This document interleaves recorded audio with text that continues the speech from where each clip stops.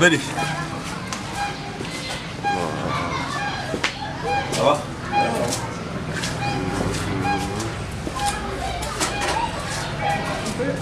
On peut faire quoi? Non.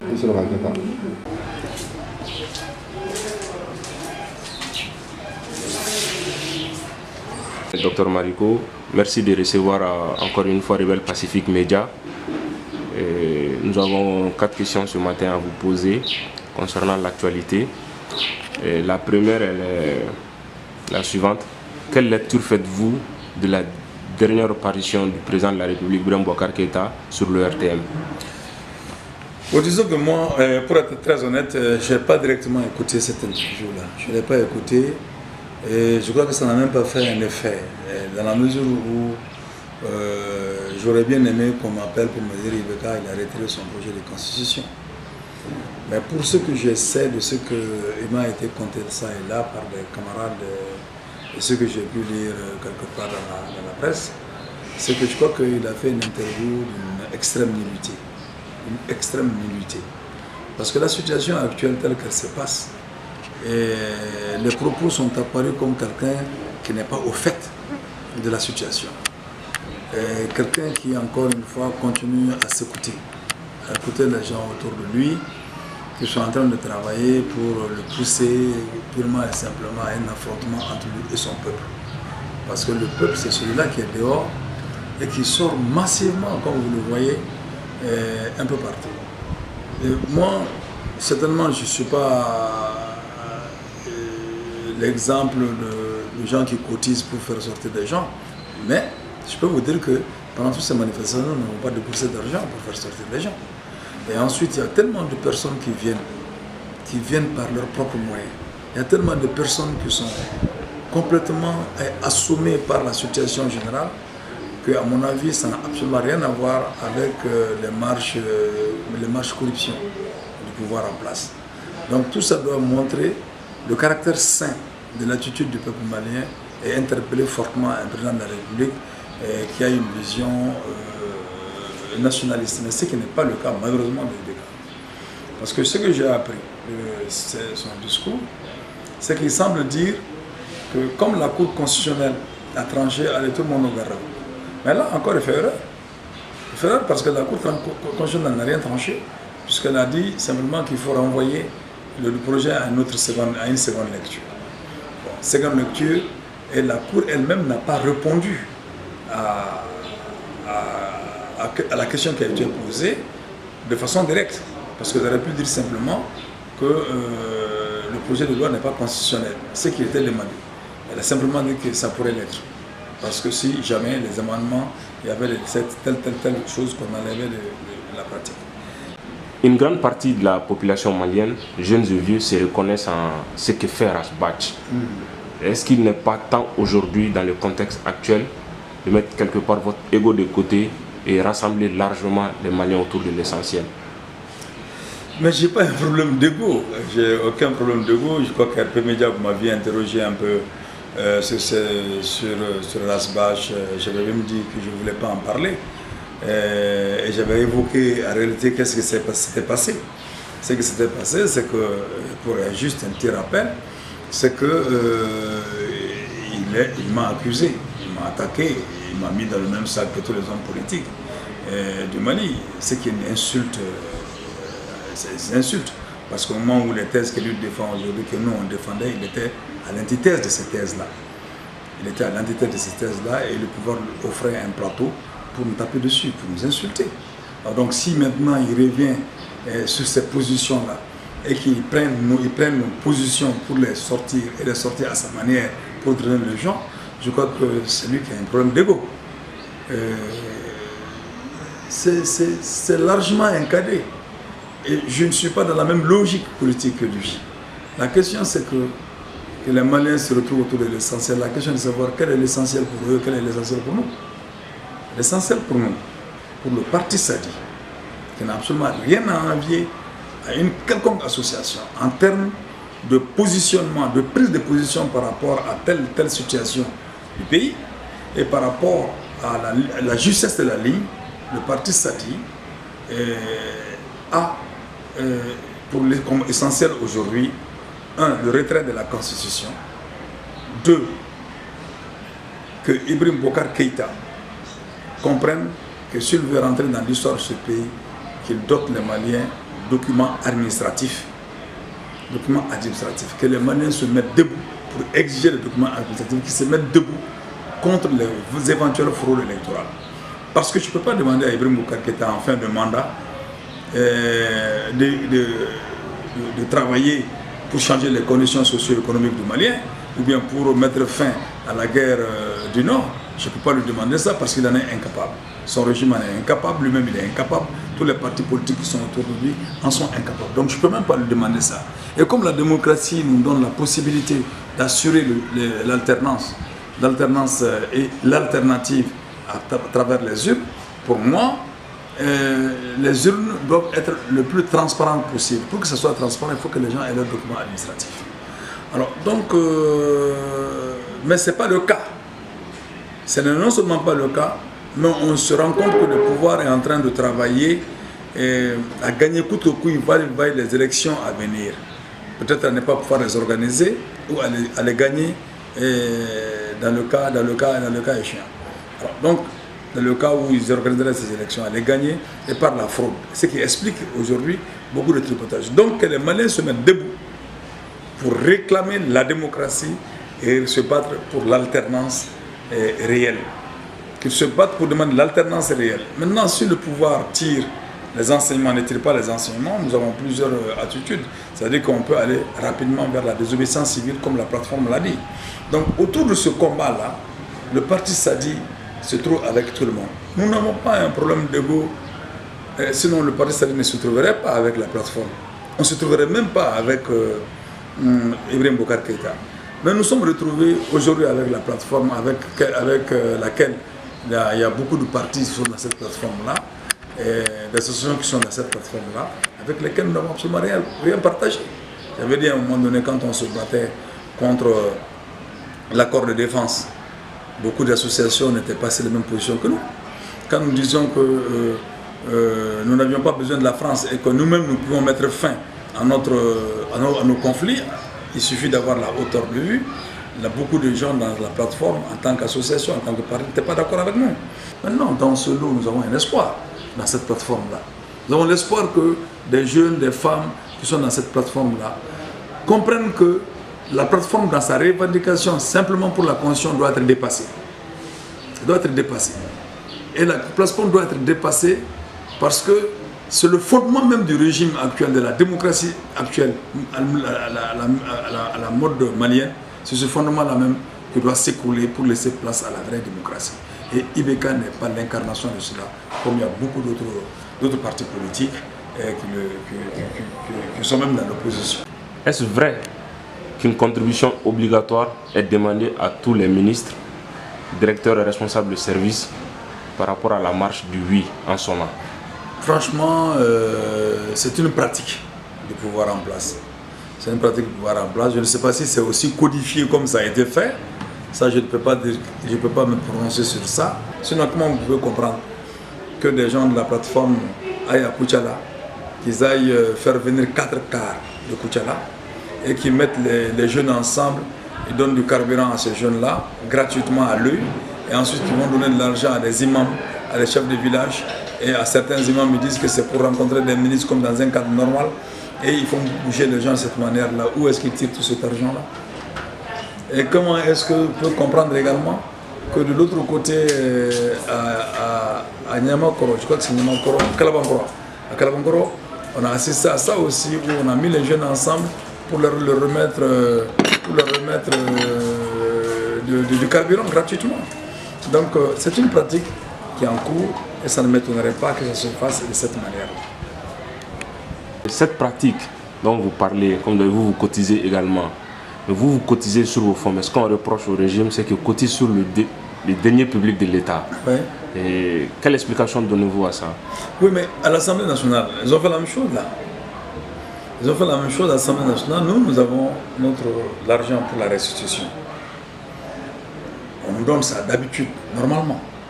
Mais cette fois-ci, l'Assemblée nationale a décaissé pour les gens de gauche à droite, les députés qui disent oui, pour aller maintenant en pleine campagne aussi. Ce n'est pas normal.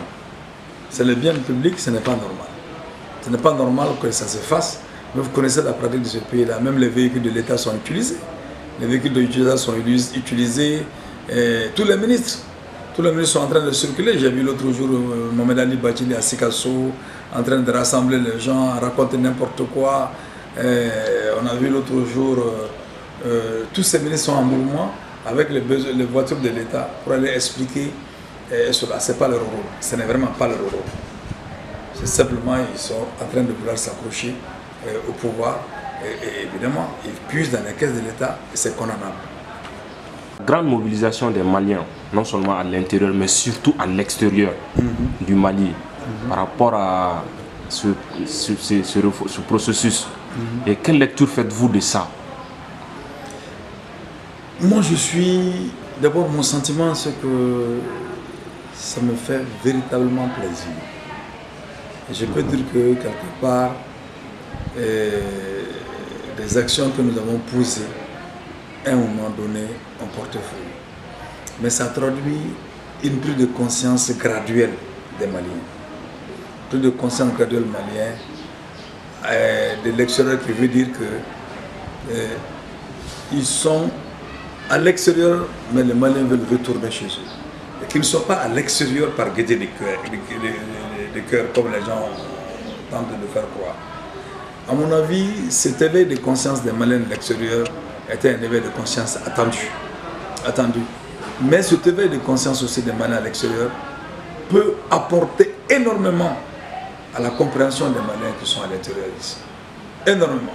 Chacun a dû comprendre dans ce cas que notre patrie, si on l'organise, si on la met, si on continue à croiser les bras, si on ne l'organise pas, c'est qu'il n'y a pas d'avenir pour nous, même si nous sommes dans les fins fonds de Jakarta. On constate au Mali aujourd'hui ce qu'on appelle le retour de l'article 320, ce qui témoigne de la soif de justice des Maliens, et que ce soit à Bamako ou ailleurs. Quelle est votre lecture? D'abord, c'est la faillite de l'État. C'est la faillite de l'État à assurer la protection des citoyens et à faire respecter que nul n'est, comment on appelle ça, nul n'est coupable tant qu'il n'est pas passé devant un tribunal. Tout le monde on est innocent, même si on est suspecté, on est innocent. Mais aujourd'hui, cet article 320 qui est en train de retourner, maintenant ce n'est plus 320 parce que l'essence coûte maintenant 600 francs. Donc c'est l'article 600 avec la boîte d'allumettes. Parce que 320 ça voulait dire 300 francs c'était le litre d'essence et 20 litres c'était 20 francs c'était la boîte d'allumettes. C'était un phénomène qui a fait son apparition dans les années 91. Article 320 du code de procédure accéléré. C'est comme ça qu'on disait à l'époque. Ça veut dire que tu prends avec 300 francs, tu as 1 litre d'essence. Avec 20 francs, tu as une boîte d'allumettes. Et ça servait à brûler les gens. Je pense que c'est après mars 91, ce phénomène ne devrait pas ressortir dans notre pays. S'il n'y avait pas eu la faillite de l'État. Mais ce qui me cœur, c'est que je ne vois aucune réaction de la part de l'État par rapport à cette question, à part des déclarations comme ça, faites à l'emporte-pièce par le ministre de la Justice. Et une situation comme ça, même une immobilisation par le feu, devrait interpeller le président de la République au premier chef. Le président de la République au premier chef. Cette situation qui s'assimile à un déni de justice prouve qu'au Mali, encore une fois, il n'y a pas de justice et montre que même cette histoire de référendum, de constitution, ça prouve que n'est qu'une goutte d'eau quand le Malien arrive à se rendre justice. Alors donc je pense que moi je n'approuve pas. Je n'approuve pas cette situation. Je la condamne même, tout comme on a vu aussi des gens vont se mettre à l'affût pour dire que tel ou tel c'est des homosexuels, ils les prennent, les battent, ils les déshabillent, ils les humilient. Ça c'est pas une éthique de notre pays. Ça n'existe pas. Ça n'existait pas. Mais leur apparition prouve simplement que notre société est franchement pervertie. d'une part. D'autre part, que cette perversion est due à la perversion de l'État.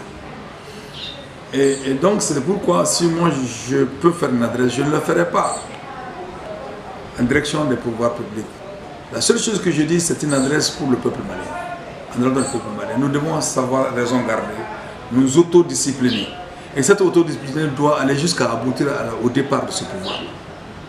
Et à tout ce qui peut être assimilé à ce pouvoir, à tout ce qui peut être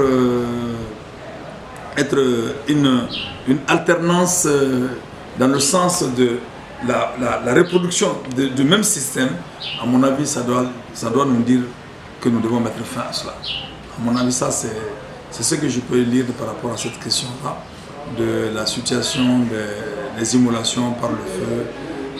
Vous parlez d'alternance, de citoyenneté active.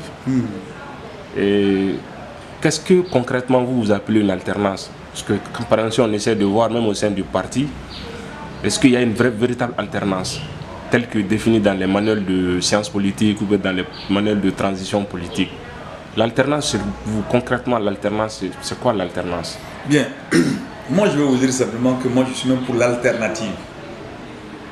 Mais pourquoi je parle d'alternance? Le mouvement démocratique au Mali, depuis les années 92 aujourd'hui, on n'a jamais pu faire une alternance. On a semblé faire une alternance. L'alternance signifie la possibilité pour un pays, un peuple, de pouvoir changer de dirigeants. Pouvoir changer de dirigeants en fonction donc des règles établies d'un point de vue administratif pour la transparence des élections. Pour moi, l'alternative, c'est-à-dire que ça, c'est un changement. C'est un changement parce que l'alternance peut aboutir à l'alternative. Mais il n'y a pas d'alternative sans alternance. Et si on ramène donc la question de l'alternance en termes de après celui-là, c'est celui-là qui vient, et il faut que ça se passe dans les règles de l'art. Mais on a vu que depuis longtemps, jusqu'à aujourd'hui, depuis le début jusqu'à aujourd'hui, les résultats des élections présidentielles, législatives et municipales sont connus à l'avance, à peu près.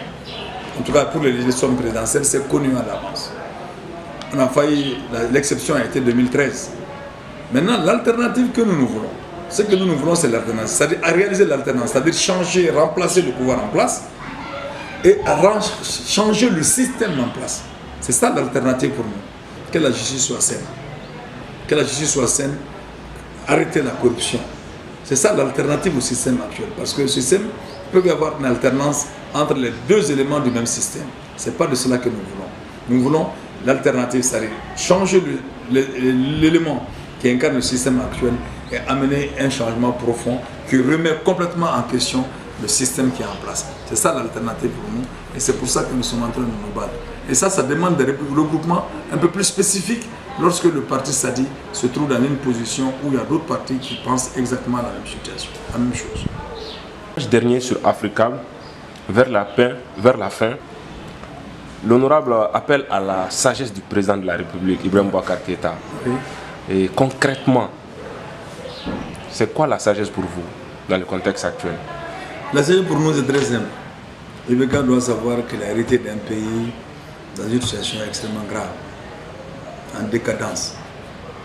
Il doit prendre la mesure de la situation et comprendre qu'il est un élément qui a contribué à cette décadence pour avoir appartenu à un parti comme l'ADEMA, pour avoir occupé de hautes fonctions, des fonctions institutionnelles, Premier ministre, président de l'Assemblée nationale. Il doit comprendre que il lui a été donné l'occasion de relever le défi, de régler la question, les problèmes auxquels les Maliens sont confrontés. Mais hélas, il doit comprendre aujourd'hui qu'il n'a pas été capable.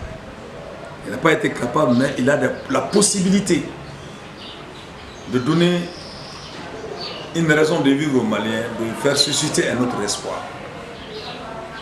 Et donc, de ce point de vue-là, il a à faire marche arrière par rapport à sa loi constitutionnelle, qui n'est pas suffisante. Revenir sur la Constitution. Mais Le seul élément qui me reste aujourd'hui pour ressusciter l'espoir pour les Maliens, c'est de ne plus se présenter à ces élections à venir, de l'annoncer clairement et ouvertement, d'une part, et d'autre part, c'est de travailler à ce que les élections à venir soient transparentes. C'est de libérer les médias publics pour que les enfants de ce pays-là puissent parler, convaincre les Maliens et ensuite, le moment venu, tirer sa révérence et organiser des élections transparentes.